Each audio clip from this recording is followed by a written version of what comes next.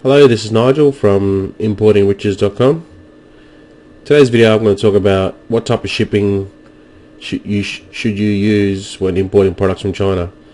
And when you come to the decision of choosing which type of shipping option, that should be determined by the volume that you're going to import. So when you first start, you're going to you can test your local market by just getting like low cost items first and then test them in your local market. So anything that you can fly that's light, that'll fit into a 20 kilo box, and that's usually 1 foot by I think it's about 30 centimeters by 50 centimeters. But DHL and FedEx have got like a regulation style box, certain sizes, and then you just pay for anything up to 20 kilos that you can put into that box. So you can fit as much as you can into that box, and then that's a good way of getting the product or samples, and then you can then test those before you go into bigger orders. So obviously you'd go with air in that case. But as you progress on, and let's say 3 months down the track, you've sourced a product, you've flown some samples in, and it's looking really promising in the market, and now you're ready to just scale it up and go bigger volume.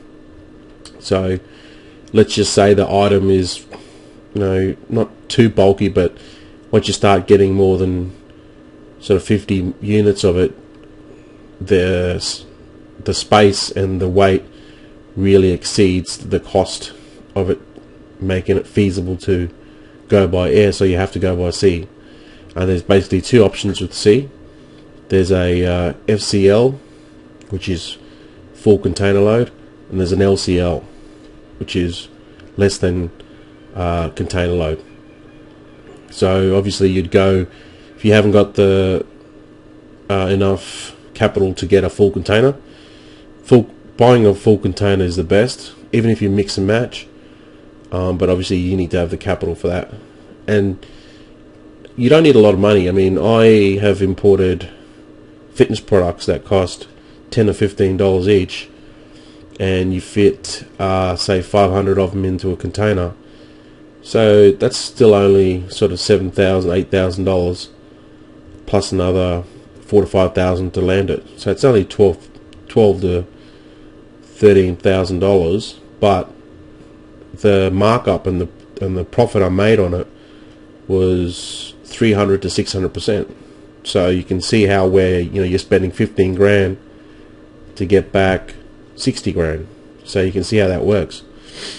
But obviously, if you haven't got the money when you first start out, and this is exactly what I did. I first started out with $300 to my name, so I started flying the stuff in first, and then as I got bigger and bigger and bigger, I scaled up. But the other option is LCL, which is less than container load.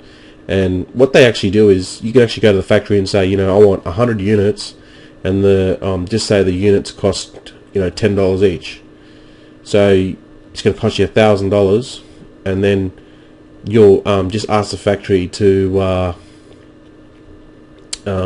give you a shipping quote to your port, or you can organise your broker, which I go more into with the Importing Riches e-course.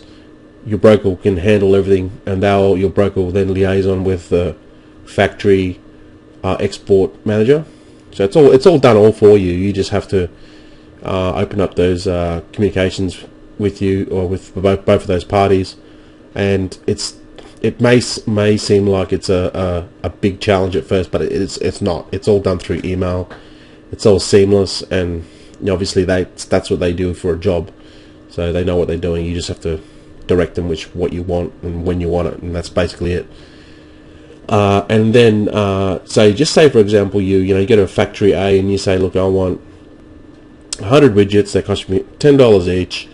There's $1,000 out of my pocket, and just say the shipping's an extra couple $100.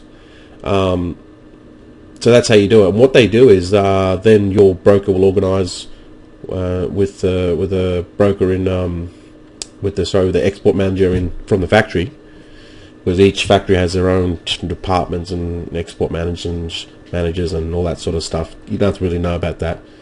And then they'll organise to pick your 100 boxes up, and then what they'll do is that'll be one consignment.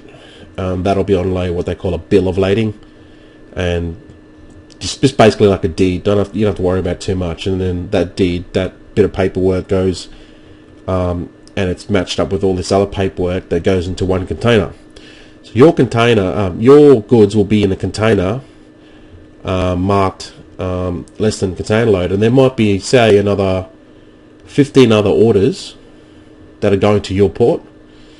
So the shipping company and your broker will organise all that for you. So you're basically sharing a container, and you're sharing the costs, and it's just worked out through the dimensions of your goods and the weight. So it's basically cubic meters. You don't have to worry about all that, but it's good to know anyway, because then you know exactly what you're paying for. But if there's any queries or anything, just pull up your broker, and your broker is the person that you will deal with in regards to costs and that. So your broker will be the person that you will have in your country, your state, preferably your city, preferably your suburb if you can. So then you can just pick up the phone and go down to them and say, hey, what's this mean? What's this going to cost? Can you please explain what this is? So when you first start, it's sort of going to be sort of like reading German or reading Dutch, but once you do it once and twice, it'll be a piece of cake. It's just at first it's a bit overwhelming, but you don't need to know everything. All you need to work out is what you're going to buy and when you want it and how much it's going to cost, and then your broker will do everything else. Okay, so I'll go through all this in the Importing Riches video e-course, and that's at importingriches.com.